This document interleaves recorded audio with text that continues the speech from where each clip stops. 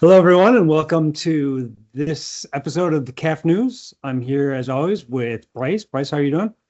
Been really great today. Looking forward to our session, and we're going to introduce a new concept today, I think, Evan. We're going to call it vibe podding. We're just going to talk to each other naturally as if we were talking to an AI, right? The iPod. I like it. Yeah, absolutely. Um, Today, kind of extending our conversation from last time, where we were all about OpenClaw. Um, the next layer, digging into agents, agentic AI. We've gone probably over the last 12 months from reply response chatbots answering questions to now AI systems that operate computers. They open tabs, they fill forms, they execute workflows. So not so much just chatbots, but more agentic computing, really. But this, of course, especially in the first wave, is not without its own set of architectural problems. So we're going to try and unpack what some of those things mean. Absolutely. And I think the first, I'd like to look at a couple of things when we talk about it today.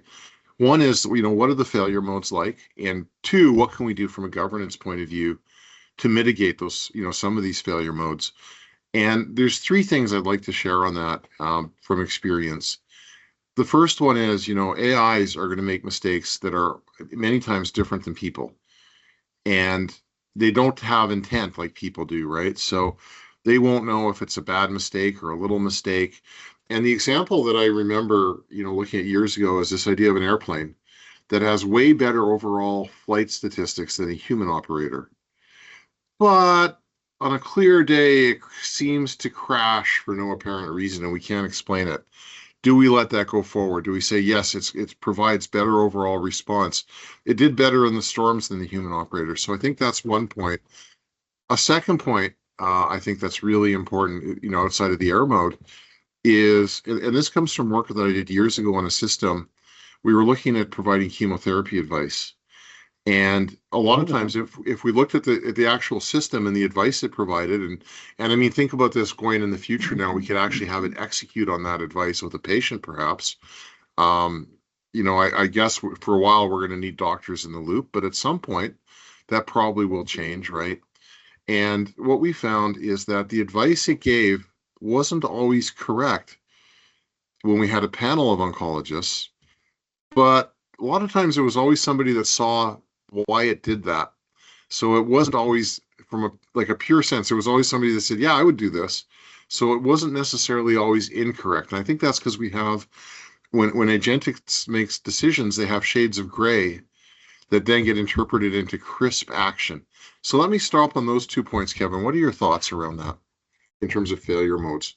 Well, very timely, of course. At the bottom of even the chat interface, there's caution.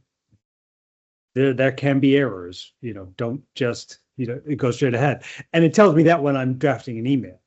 Um, very timely now with Anthropic being booted out of the Department of War and OpenAI coming in, and this guardrail about we think there should be a human in the loop before one of these systems pulls a trigger on a weapon, because there are failure modes. And as you pointed out, they don't always fail suddenly. Model drift is a thing. There are Yes. loops and reasonings, there's degraded performance, very subtle hallucinations. So yeah, I mean, people are talking about researching agent reliability. We may have to start I think that's really, agent reliability engineering. yeah, you talk about a couple of things there, which are really, I think, important is like, why do agents become brittle, right? And I think you hit one on the head is that the context of the input data can shift over time. So the people using the system or the other agents using the system, as we talked about last time, Sure. may start using it differently, and it's just not prepared for those inputs. The context might be different. So I think that's one problem. Another problem, and then we talked about this also, is that the agents might start to learn from other agents and start to incorporate some of that behavioral training to get around that. The second Yeah. problem. Third is this model drift, is that the whole context shifts and the outputs change, right?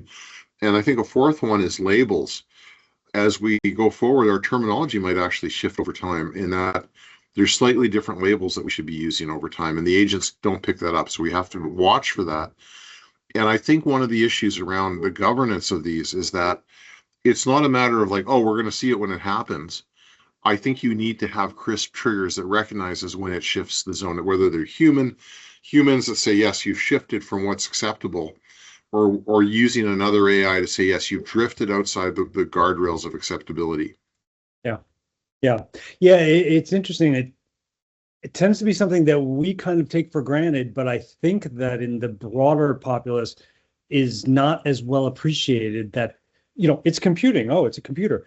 But this is very much probabilistic, not deterministic. It won't do the same thing every time you run it for 10 runs. And so you have to extend your ideas on observability. There needs to be observability into the chain of reasoning to be able to detect these kinds of drift. There can be unintended actions. There can be unpredictable automations.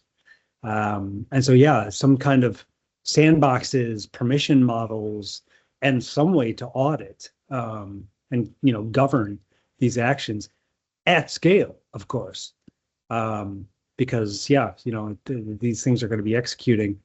I mean, who knows if the e-commerce agents, which I'm sure will be operating with high volume on Amazon, they may say, "I'm sorry, Brice, I can't order that 5,000 piece Lego for you." Yeah, but there may be worse consequences for other systems.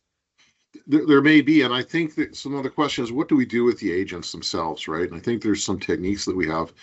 We can put them into, I think we can put these agents into sandboxes as one idea that works. We can somehow build permission models into the agent themselves.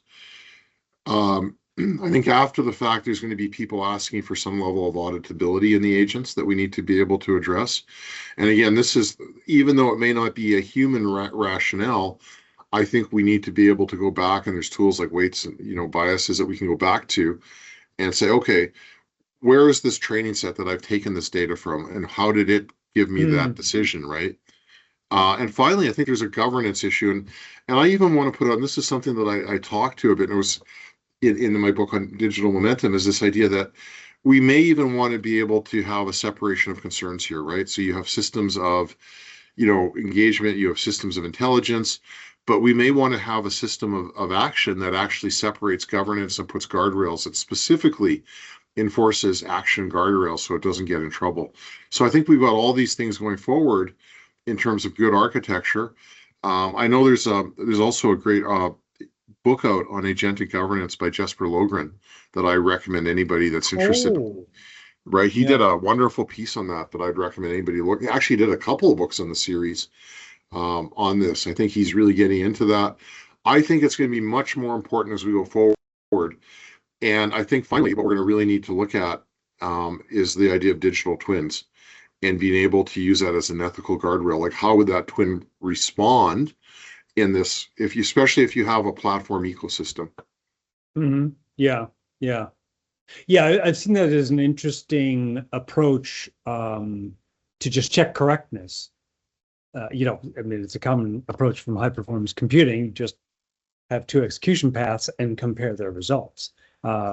Essentially evals, that just happen. But yeah, the agentic governance, I think certainly needs to be expanded, and we need to have more attention on it as this, tooling ecosystem explodes and there's thousands of different agent frameworks. We're going to need AI platform governance, agent lifecycle management, to be able to, have expressible and maybe expressible as code standards for these kinds of integrations. Jesper Logan, you did an interview with, didn't you? We did. I'd recommend. We talked about these very issues, Kevin. Yeah, we should link it in the notes. I will put it into the messages later to make sure that people have it when we issue this. Yeah, that'd be good. He's an amazing forward thinker. I really respect what he's done, and he's actually done so much on, like, right from the fundamentals to some very cutting edge stuff that Hmm. he's awesome to work with. And Oh, interesting. Yeah, I yeah, follow him on LinkedIn. He's good. We've chatted a few times, but I haven't read his okay, book. yeah, yeah. It's he's got two out now, I think, two or three. I think he might be doing a trilogy. I'm not sure. Wow. Um, they're both All right. really good. I think, Interesting. yeah, going forward, back to our topic too, I think there's going to be a question that I want to raise and put out. So as we go forward with these agentic systems, they're autonomous, right? And they have non-deterministic outcomes. And on the one hand, I think you need to embed things into these agents. Like, you want to make sure there's no malicious code, and you're going to have guardrails that are in place. Those may be appropriate to be, put in place by governing bodies, right? Um, at the same time, I think there's a danger of stifling innovation by putting in too rigid guardrails, right? And we've actually seen this approach with, if you contrast what's happened with the European Union versus with the United States, like Trump is sort of saying, oh, you need to have the free flow of AI, put in your own guardrails. I think at the very least, though, you do need to define, I think, for the situation, what the guardrails are going to be. You need something there, right? And I'm a believer that that should be left to the vendor to say what's appropriate. Generally, what are your thoughts? I mean, this is going to be contentious, and I mean, you're from Europe, so what are your thoughts on that? Do you back the European Union on this, or and be careful, because if Trump finds out what we're saying, we might even get a personal reference from him. Or I might have trouble next time I go back to the States. Um, you know, when Dario, the CEO of Anthropic, came out with his kind of soapbox speech about why they have the guardrails, the red lines, that they're not going to allow anyone, including government, including the Department of Defense. Um, I think it was correct. Maybe as a businessman, he could have done it differently, put it differently than putting a post out, giving a lecture. But OpenAI then kind of swooped in and said, no, yeah, we got the contract now, and all those things are in there. And then their head of robotics left that weekend. So she apparently didn't have faith in that the right thing was being done the right way. So it's still very much an open question, I'd say. I think You know, you hit something there, though, Kevin. I want to just sort of examine. You've talked to context in that situation, and business context is very different than war theater context, right? So you have oh, different rules of engagement. So as a business person, I definitely don't want to be making a decision. Say I'm in a healthcare environment where that, without a human in the loop, that person, at this point anyways, decides to provide medical treatment. And that may not always be the case. Like right now, the judgment of a human, we say, is superior to the AI. That may not always be the case. What happens when that AI has better judgment than a human? Do we acknowledge that? Hal. Yeah, I mean, better judgment. I don't know. Is that a human trait?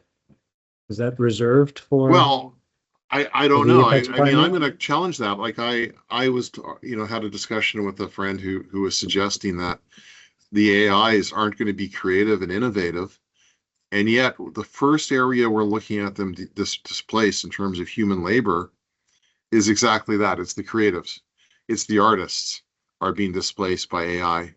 The writers. Um, At AI is coming out with some a lot in there. level. But I mean, you're a writer yourself who has a book coming out soon. Yes. And I don't know if you believe that that's true. I sometimes call myself a writer because of posts on LinkedIn, but I don't think that's inherently creative, a a a programmatic method that predicts the next most probable token. I'm not sure that's creation. And I think even you could take it to the people who are probably most affected in this first wave, software programmers.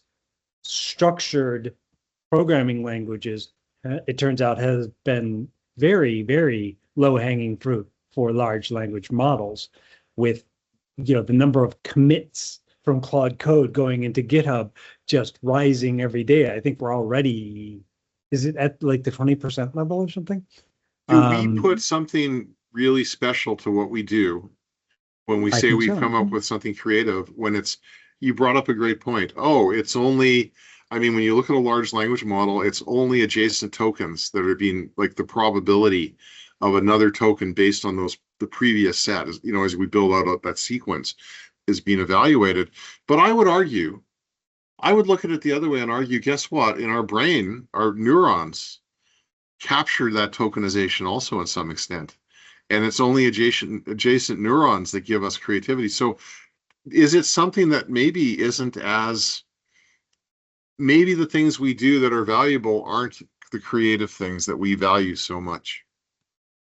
Well, there are certainly parallels between the brain and neural networks. That's why they have that name, but a pre-trained transformer model is somewhat limited to its training to be able to predict a next token. And in my use of different AI tools anyway, no, I'm no longer actually, writing every line of code, but I'm directing what needs to be done. It's Andy Warhol's But Kevin, aren't you a product of your training? And aren't we really just saying right now, like today, humans have broader training, broader sets of contexts that we can bring into the situation than the large language model. Yeah. But tomorrow, if you have a model that's, say, like a certain threshold, and it has a broader set of training, that it's going to get closer to this goal of artificial general intelligence. Is it simply a matter of having a cutoff point where you have so much training and context that now I can actually be what I call human? I would philosophically say, I don't think so. You don't think you can so? you can change Yeah. the temperature, but I still don't think that gets a model to replicating what humans do in their brains. I don't think so. The complete non sequitur, No, I'm not saying synthesis. It replicates what we do. I don't think we have to fly like to fly. I don't think we need to fly like a bird, right? We don't have to flap our wings. We can fly like an airplane. I think they're two different models of intelligence. Okay. Yet there may be a threshold. And the only reason I'm saying this, Kevin, is I remember when I was doing my graduate work, I was building a robot planner, and we were looking at stacking blocks together. A very simple example, right? It would take, the plan was to recognize that there were 3 blocks, A, B, and C, and stack them. And something happened that was really interesting. It was supposed to come up with all the plans I could do to do that. And when I started this example, I never thought about it, but stacking block B on block C and block A on block B is, of course, one very valid plan, right? Stacking block B on block C, taking it off, doing that a million times, and then putting A on B is also another very valid plan, right? And so how do you solve that problem? Well, one way you can do it is by putting more context into the situation so that it can recognize what to do and what not to do. And the argument is that as we get more context, maybe we're going to get something more human-like, more closer to that AGI holy grail. Maybe not, though. And I think that's, as we go forward, I would leave that maybe that's one of our challenges going forward, is what is the direction that will give us AGI, or can we get that that goal, like that holy grail. Like some people, like I think Sam Altman, think we can. I think we can.